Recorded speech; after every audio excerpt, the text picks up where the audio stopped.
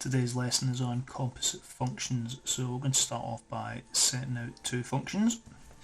We'll take a function f of x, which will make 2x minus 3, and another function g of x, and we'll make that x squared plus 4. Maybe you're asked to evaluate f of g of 4. Okay, so basically all that means is that we need to find the value of the f function when x value is the answer to the g function when x is 4 here. Okay, a bit bizarre. Okay, there's a few different ways to do this, so I'll go through what some people might find the most straightforward way. First of all, basically what this statement means is we're going to find f of g of 4. So we're going to split that up first of all and find just what g of 4 is. Okay, so if we do that, so putting 4 in instead of x, that becomes 4 squared plus 4. So of course 4 squared is 16 plus 4, so that gives us 20. Okay, so now we've got g of 4 is 20, so now what we need to do is we need to put that 20 into the f function now. So basically that's looking for f of 20. Okay, so let's just do that with x is 20 here, so that becomes 2 times by 20, then subtract 3, so that gives us 2 times 20 is 40, take away 3 gives us 37. Let's say for example we're asked for the g f of 3. So this means what we're going to do is we're going to find the f of 3 first of all, and then plug that answer back into the g function. So first step here is to find f of 3. Remember the function's up here. So we've got 2x minus 3.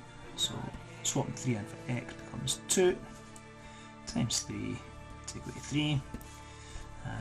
Maybe not the best numbers to choose. 2 times 3 is 6, take away 3 takes us back down to 3. Okay, so now when the answer is 3, we're going to put that back into the g function. So find g of 3.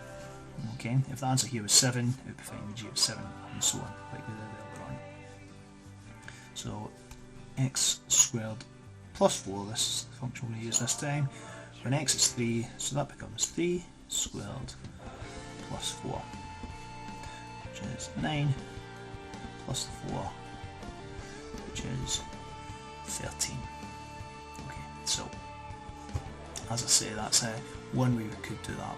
Slightly more efficient, I think, in terms of methods, how we could do this is, first let's start with the same functions. Okay, let's say if I was to find f of g of x. Now this kind of takes us back to one of the earlier videos that I did where we were plugging algebraic expressions into a function. This is kind of doing much the same thing.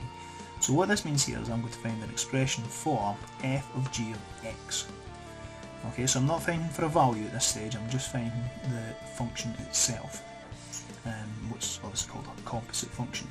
So what I'm going to do ultimately is what I'm finding is the f of, when this is my x, in other words, the f of x squared plus 4. Okay, so remember my f function is 2x plus minus 3, sorry, so that becomes 2, put in that whole bracket in instead of x, so 2 bracket x squared plus 4 minus 3, so it's in brackets, and then all I have to do is simplify, and you'll see this ties in very much with what I did in the previous video. So that gives us 2x squared plus 8 minus 3 is 5, so it's 2x squared plus 5. Now if I go back to my previous idea, if I was to then use this to find my f of g of 4, then what that means is I can just plug in 4 straight into this new function. Okay, this is the f of g of x function. I'll write that beside it. F g of x. Okay, so that f of g of x. So putting in the 4 into this new one, you'll see I get exactly the same answer. So that becomes 2 times 4 squared plus 5. It's going to be 2 times 4 squared, 16, plus 5, we'll just do the thing working out. That gives us 32, plus 5 is 37. Okay, and that's exactly the same answer that I had before, where we did that before. We said f of g of 4 came out as 37 using a slightly different method. Okay, so no matter what method we use, we still get exactly the same answer. If we're going to do it this way, then what we're really finding here is the g of the f function, which is 2x minus 3. This is very much the kind of advanced question they might ask you to do in an exam. So basically what that means we're going to do, we're going to take this g function and plug in this bracket into there. So of course the bracket's important because that becomes 2x minus 3 squared plus 4. Okay, and ultimately the question is now asking us to expand a set of brackets and simplify. So now when you expand a set of brackets, that's the same as 2x minus 3, 2x minus 3. Don't forget that plus 4 in the end. Okay, so expand them out, it gives us 4x squared minus 6x minus 6x, that gives us minus 12x plus 9 and then plus 4. Okay, just simplify that down. So that gives me 4x squared minus 12x, 9 plus 4 gives us 13. So that's my g of f of x function. Find my g of f of 3, which is what I worked out earlier on. Okay, if I was to do the same thing there, that means I can basically plug the 3 straight into this function here. Okay, so let's do that. That becomes 4 times 3 squared minus 12 times 3 plus 13. You can see what's going to happen here. That goes 4 times 9. Take away 12 times 3 is 36, plus 13, 4 times 9 is 36 itself, so take away 36 is 0, plus 13 gives me that answer of 13, which is exactly what we did, what we got earlier on when we did using a slightly different method.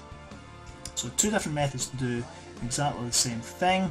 You might say, yeah, this one's quicker, the first one that I showed you. However, a question might ask you, first of all, or separately, to find the actual function, the g of f of x, or the f of g of x of the function. Other thing we might ask to do, let's just take it a little step further, we might ask you for, let's say, something like the f of x. Okay, now remember for my f function, let's keep it as it was before, f of x was 2x minus 3. Okay, so if it was something like this, I've got the 2x minus 3, so f of x basically means f of 2x minus 3. So like I was doing before, substituting an algebraic expression into another function, so putting that 2x minus 3 instead of the x here becomes 2 times 2x minus 3, don't forget minus 3 at the end, and it's just a case of multiplying the brackets out. 4x minus 6, and then don't forget a minus 3, so that becomes 4x minus 9. So you might be asked to do that, so in which case I can plug that straight into here. 4 times 2, take away 9, that's 8, subtract 9 to give us negative 1.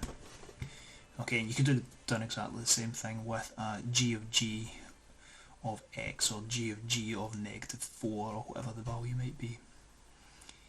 Easy peasy.